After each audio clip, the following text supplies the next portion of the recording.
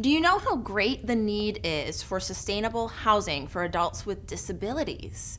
If you don't, we're going to learn a little bit more. We've been following along with Julie Kuhns, who's with Osprey Village, learning more about this great need and how you can get some more support for that. Julie, nice to see you. You too. It's nice to Be get a together. chance to have a chat. Yeah, you know what? I've been so impressed with your work, with this, what you're doing, with the plans for Osprey Village, and I want to talk first, though, about why this is a challenging project and a little bit more about the need. So it's a huge need all over the country. I mean, as parents are aging, they're saying, where am I going to put my child? And what we know is that obviously these individuals have a very limited income. SSI and part-time jobs are not going to cut it, especially in today's housing market. But the added element that not everybody has is that they need supports. And those supports also cost money. Home health care costs money, and recreational activities cost money, vocational activities cost money. And so when you combine those two things, it makes for somewhat of an expensive situation for them. And we don't necessarily think so much about, the possibility of homelessness in this realm when we're talking about adults with disabilities. And we think about Hilton Head and we think about the beautiful area that we live in, but it's a possibility and it's an important one to discuss, and it's a little bit difficult to talk about it, but the needs are there and we need to meet those needs. Why does your model with Osprey Village work? Because it's financially sound.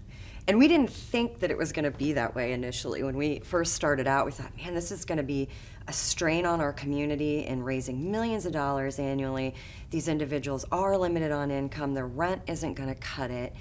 And we employed somebody to create a financial model for us that said, okay, if we package everything together and include different elements that we had never really thought of before, what will it look like financially? And what we discovered was that once the capital funding, right, the building funding is taken care of, we can actually sustain this through, I call it like a multi-tier modeling, where we have market rate rental, home ownership programs. We have a commercial development that provides opportunities for Osprey Village to gain added income, but also provides some walk-to-work opportunity for the individual. So this comprehensive package actually makes it sustainable for Osprey, but also less taxing on our community in the fact that we don't have to raise millions of dollars every year to make it a go. So it'll sustain itself. It's a good solution to a problem that, a lot of people don't have solutions for. And in some ways even serves the community. I want to talk about that, but there's a couple things I want to make sure we talk about. So first of all, why is it taking the amount of time it's taking? You might, some might feel a little bit impatient. I'm sure you just want it to just move along so quickly, but it built last week. Exactly, but it doesn't go that way, and why not? Well, so there were hurdles that came up most recently with COVID and the pricing of lumber and the supply chain and getting materials, and that's more recent. But we've had that question asked for years, and I'll be real blunt about it. We lack the support in the community. It's not a high priority in this community overall to have affordable or workforce housing. And then when you add to it the complexities of these individuals, it makes it, I think, even harder for the community to prioritize it. Yeah. But the ironic part about it is that prioritizing that, it's one of those things that when it's prioritized, everything else kind of runs itself in the area of disabilities. Right.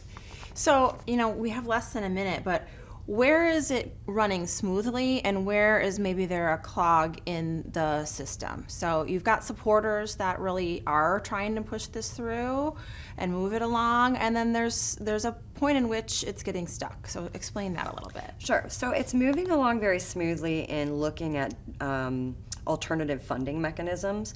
We are doing the best that we can to not tax our community, and we're actually finding that if there's a will, there's a way, and solutions are being provided.